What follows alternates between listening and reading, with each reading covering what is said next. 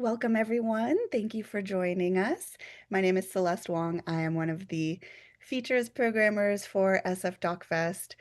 Really thrilled, excited, honored to be in conversation today with the Acts of Reparation co-directors and co-producers, Selena Lewis Davidson and Mackie Alston. Thank you so much for joining us. Great to be here. Thanks so Yeah, much for having us. thank you for having us. Super excited to be part of the festival. Uh, well, congratulations on the film. It's an incredibly powerful, moving film, and we're really honored to show it at the festival. I was wondering if you both could take us back to the beginning. Obviously, we know you have a deep friendship and collaboration between the two of you. Can you give us a little insight on how the idea for this specific film came about? You You want want to me go to first? take it?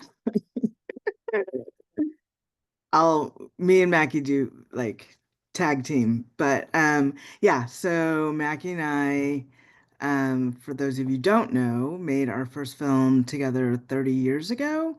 It was Mackie's first feature and my first, well, both of our first features, him as director, me as producer, and that was Family Name. And we were blessed to get into Sundance, and that started our careers. Um, and that film actually is the root of this film. We've worked together. This is our fourth film together. And I'll let Mackie kind of do the segue from Family Name to how we arrived here.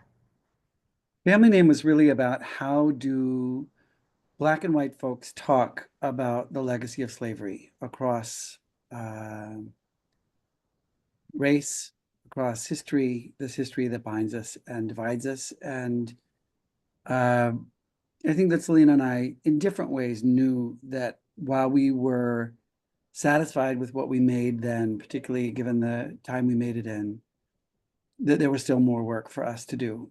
And so this film is in a sense a companion.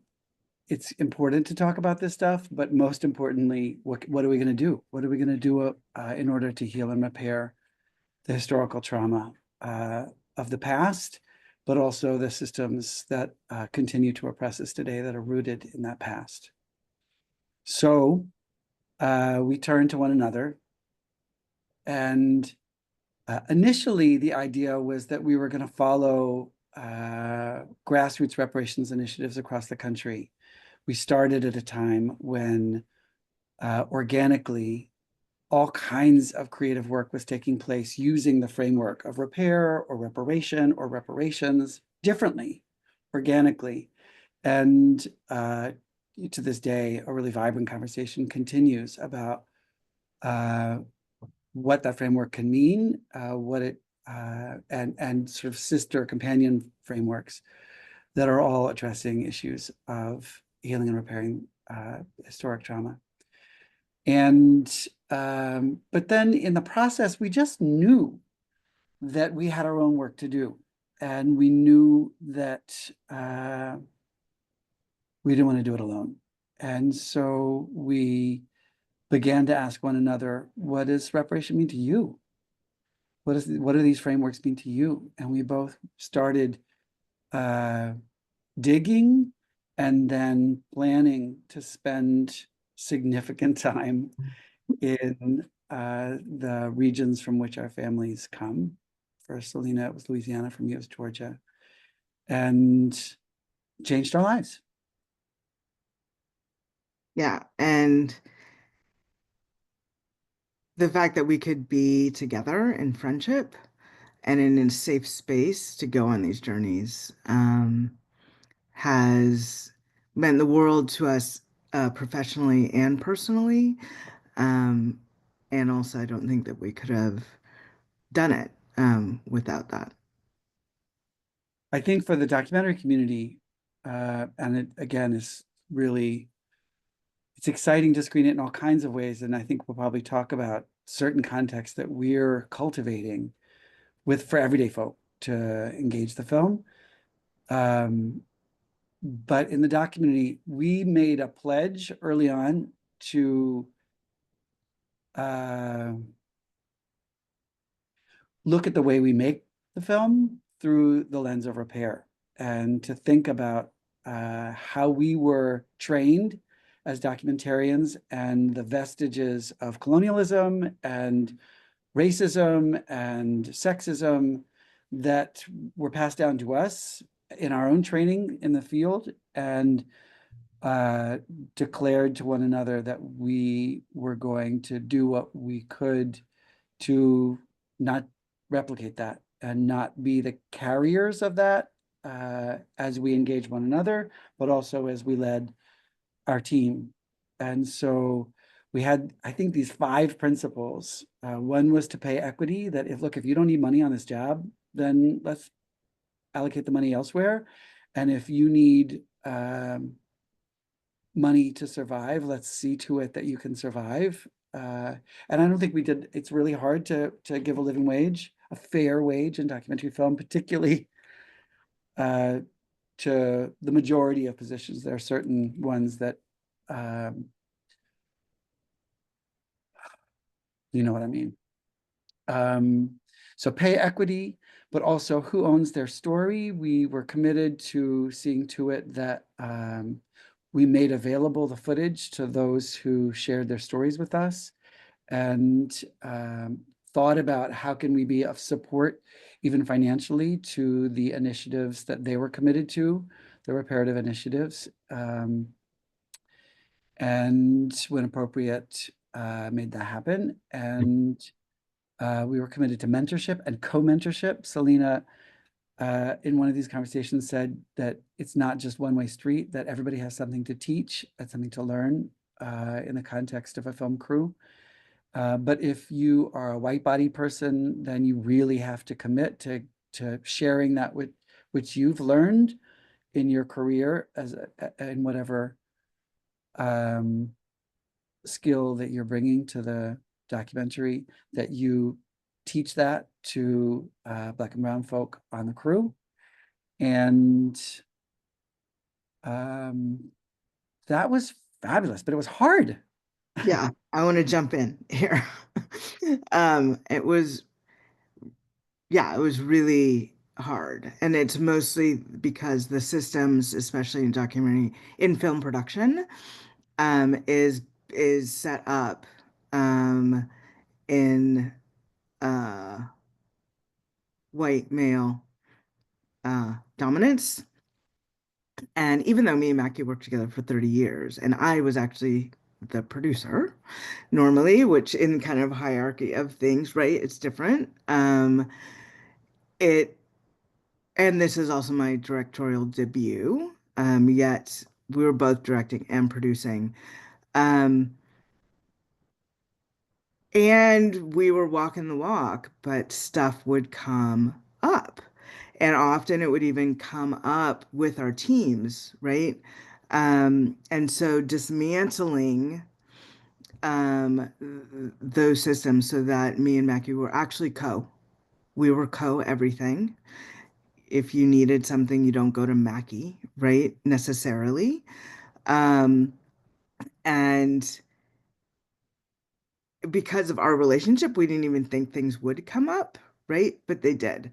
I also want to say, in terms of Mackie doing the mentorship, it wasn't just white people who had resources. We had a very established, significant Black team and crew. Um, But there were some people maybe who were trying to get back into the film industry because they had, stepped out, and we wanted to bring them in. So really creating a team that was going to um, be absolutely connected and devoted to story, and to the way that we were proposing to work together, and I think it was a success. It definitely was a success. Thank you both so much for sharing all of that. It's so that compassion and that intentionality is really, really felt throughout the film, in every moment, in every scene, even the challenging ones, maybe especially the more challenging ones. So hearing you both say that is really moving, and I hope that people take those lessons in our industry, regardless of the subject of, what they're making is, documentary, narrative, anything, any subject. That's just the type of, yeah, intentional care work that is really admirable and very rare in our industry. So I hope that people take that as a model, and bring that to their future works. Um, I want to ask, this is a little bit along those same lines, but there's a moment, Selena in particular, where you mention, and forgive me, I'm going to paraphrase, but you something along the lines of the fact that digging into the concept of reparations, in digging into your family's history and speaking with your family, it is causing you to ask them questions about the harm and the trauma and the pain, and really what you want to ask them is just about their day-to-day life. That moment really stuck with me and I found really profound. I'm wondering if you could speak a little bit more to how you carried both of those things, and approaching this. Yeah, it was, I think from the beginning, when I asked myself, what does reparation and healing mean? Um, to be able to go on this journey. And I was like, I need to know my stories. I need to know my people. And having not grown up down there, but having the gift that I had elders who were there, was huge. And I don't know how much you get it if in the film, but I was terrified to go down. It was, um, I mean, elders in a black family, I think, are coveted, and it's scary to be able to kind of like ask them questions and start to peel back the onion. And and it took me some time to gain their trust. In the beginning, they were like, "What? Okay, yes, of course you can come down. And what is it you're doing?" Um, and then it just really did become love language between us. And little by little, I did get, you know, some of the trauma stories. But as a filmmaker, as a family member, those are things I needed to know, but I also didn't need to re-traumatize my family, or audiences to necessarily include them in the film. And what was really interesting to me was how did we survive and thrive? Um, and that's kind of a blanket thing. What I was really interested in truly was, what did you eat for breakfast? What was your favorite toy? Did you hate being in the summer sun picking cotton? Like those, what was your favorite food? Those were the things to me that helped me imagine what life was like, and also what life was like for our ancestors, including their ancestors. Um, kind of, I know we descend from enslaved. I know that was fucked up. I know that created trauma. I can begin to trace that, but it was really about, okay, we made it, and we are the descendants of some really powerful people. So that ended up being really more what I was wanting to investigate. Yeah, thank you for that. You mentioned something else that I was interested in, which was just building that trust. And so I wonder, I mean, for both of you, you just touched on it a little bit, Selena, but, yeah, if there were uh, challenging moments with some people who didn't feel comfortable being, whether or not it's just on camera or just even doing this work in general, or how you just dealt with any particular sort of like pushback, and approached gaining that trust. Oh, I'll answer, but me and Mackie both have, I think, stories about that. So yeah, I was cousin Selena or niece Selena coming in as a full grown adult.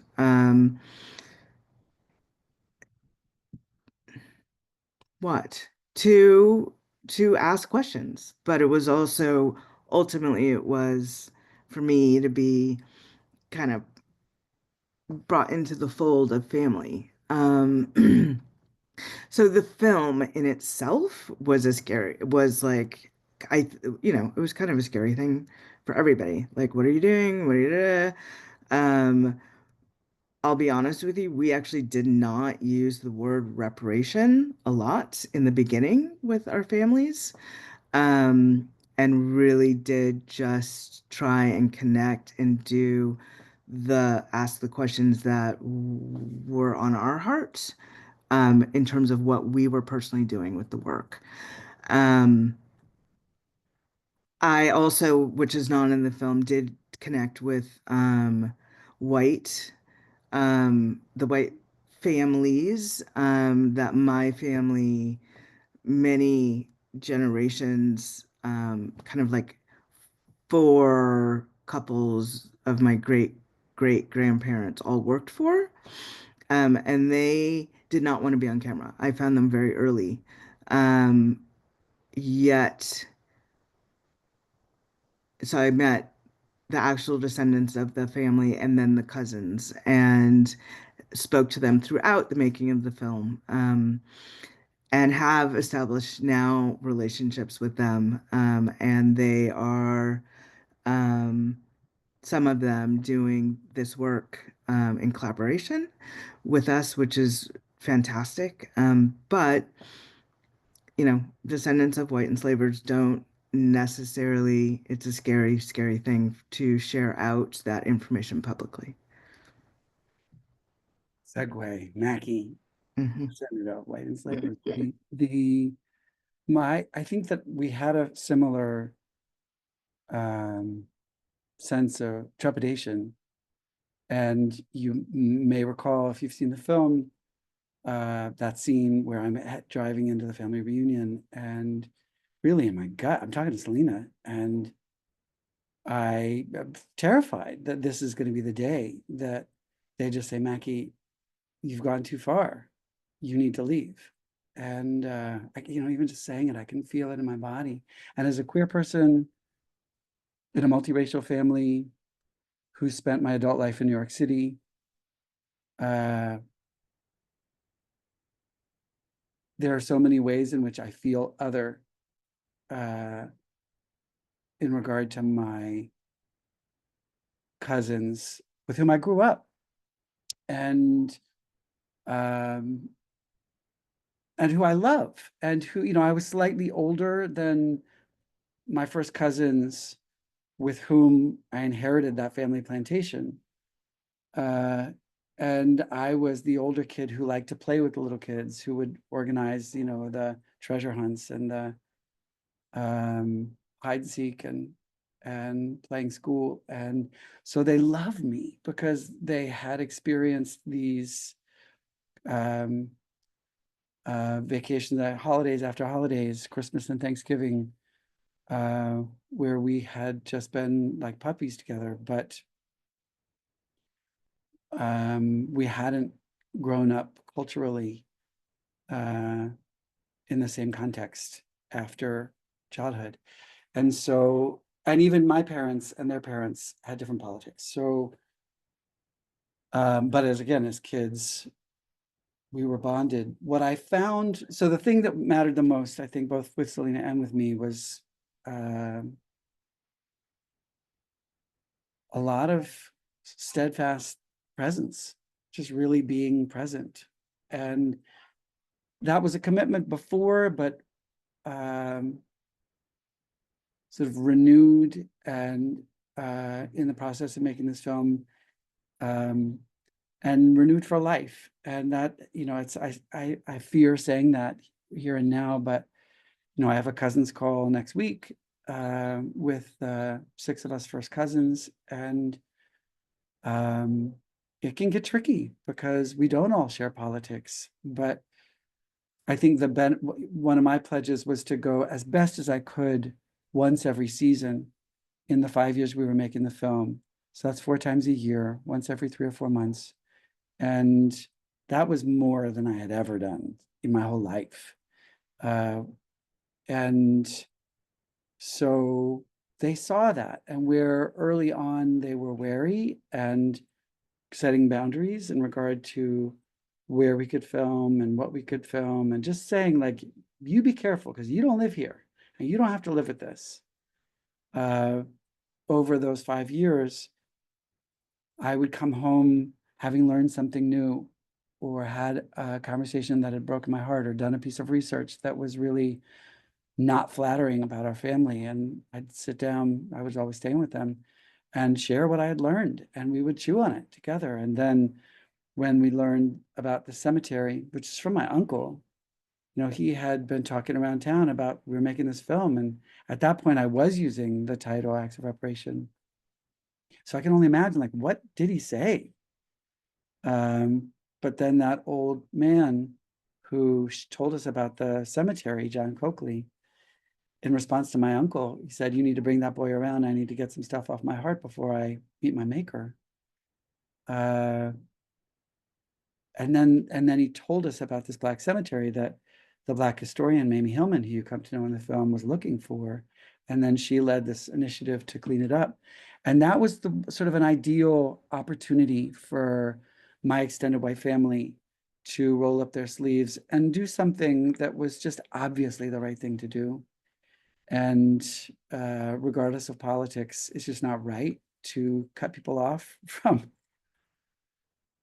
their ancestors' burial ground, and for it to be in such an overgrown, disheveled state as a result of it, people being kept away from it, right next to where our ancestors were buried, which was pristine. And just it was such a stark representation of inequity that people jumped in. And then and we do these cemetery cleanups now still every month.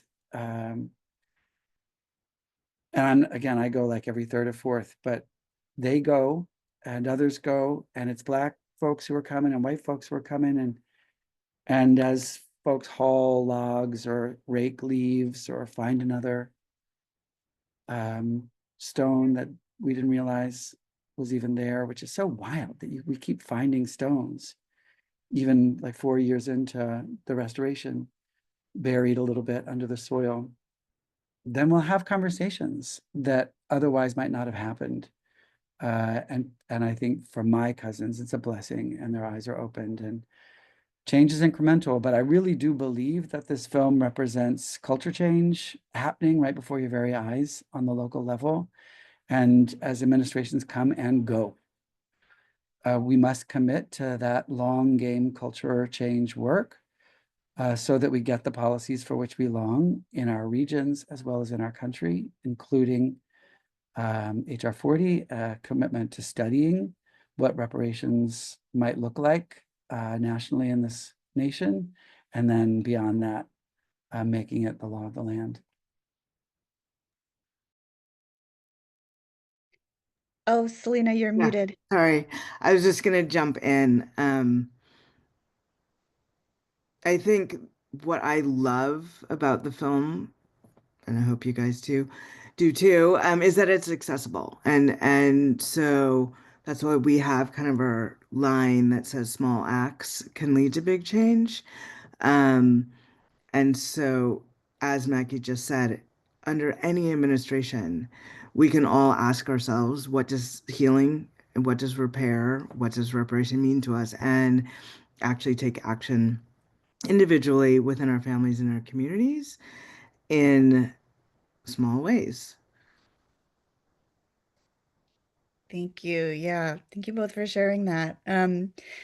Before we go, I do want to ask you, so the film, I mean, I think it will have a very long journey, and I'm really excited to see everywhere that it goes, but it's already had several screenings around the country. I know you just had one in Atlanta. You've had some in the Bay Area and other places too. So I'm just curious, like on the subject of these conversations, what the response has been like, and then what you hope for the long future of this film as well. Yes, thank you for the question. It's kind of crazy. Our very first festival was Double Exposure in DC, and I flew in the day after the election, like at the crack of dawn. And we didn't, and we went to bed not knowing um, who had been elected, and were kind of like, "Ooh, what is this festival going to end up feeling like?" Um, it was great, and the people in the audience when they screened the film were like, "We needed this," um, and yeah, I think it is. We have had some people say it's like a warm hug, right? It's a way to really see and have conversations and roll around in this subject matter in a really gentle way.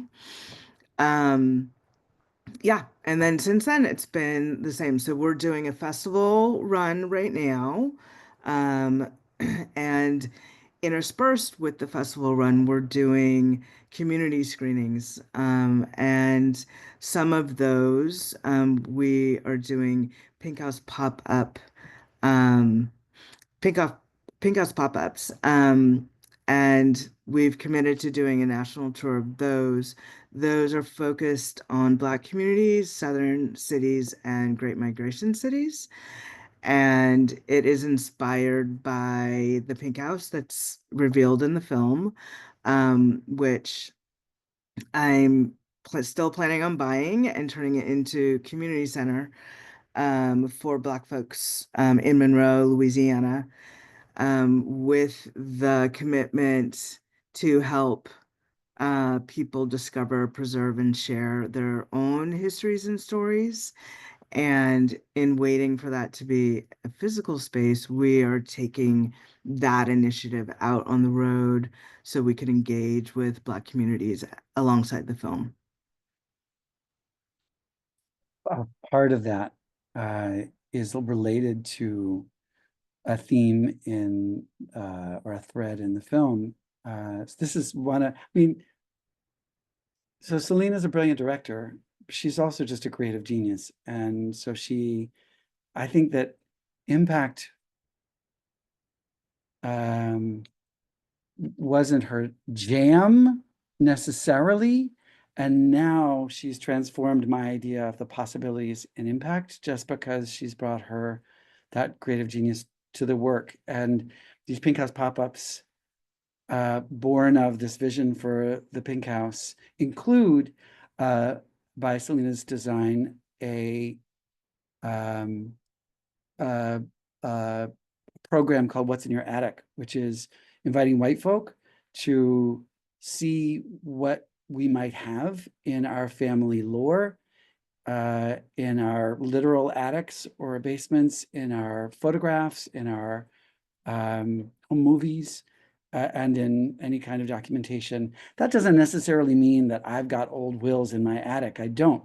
But I may have gone to the courthouse or to ancestry.com and learned the names of people my family enslaved from wills that I can see online.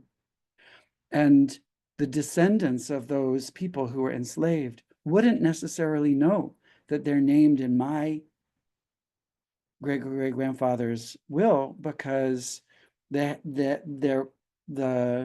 um, the Civil War is the sort of cutoff point for Black people showing up in censuses, and so they're questing, but they can really benefit from those records being made public, and so that is also a part of these local screenings.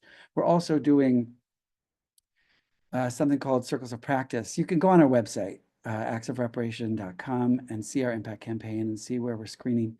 But that's for white folk who don't want to be isolated, but do want to be committed to reparative engagement. And we put together little groups of friends because this work has been so relational, as you see in the film, and I think is best done relationally, who can be accountable to one another and to Black and Native folks in their communities, but also support one another in reparative engagement. We're doing another one of those rounds of Circles of Practice starting in September. And then I'll just say there are some people, I think, in the Bay Area who we want to lift up as family members, crew members, team members on Acts of Reparation. And I'm going to forget folk, but some of the people who come to my mind are Julia Davis and Ellie Schmidt-Hopper, who are associate producers, and Julia is also an impact producer leading the work around Circles of Practice. Sahar Driver was our impact strategist as we just began to imagine what impact could be like, and Ellen Schneider has been an impact advisor and consultant on this project. A lot of people who supported the work are in the Bay Area, and so we just want to say a big thank you to folks like the Compton Foundation, but also just so many individuals who made this work possible. Are there including others? my family. Oh, yeah, totally. Selena's a native. I'm a native. Yeah. That's wonderful. Thank you for shouting that out. Okay, so I'm just going to state again, actsofreparation.com is the website. Um, Please go there, find out more, spread the word. I don't think I'll need to tell anyone that, honestly. As you can see, this film just makes people want to talk. I could talk for hours and hours more with you both. But I really want to thank you for your time. Thank you for making this film, for sharing. Yes, Mackie, yes. Carol Hart, consulting producer and high school friend of Selena's. Yeah. Takes a village, takes a family. Oh my gosh. Great. Well, thank you both so much for this wonderful conversation, and thank you all for watching it. Thank you all. Thank you Thank so you so much. much.